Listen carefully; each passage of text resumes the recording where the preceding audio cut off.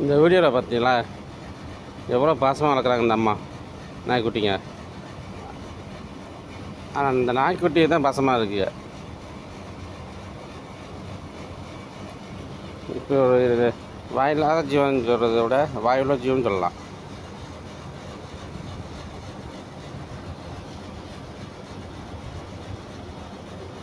இந்த பாசத்தை பார்த்தீங்களா,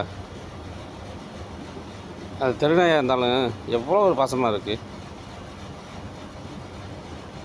ஆனால் இதையும் கம்ப்ளைண்ட் பண்ணுறதுக்கு சிலரும் கம்ப்ளைண்ட் பண்ணுறாங்க.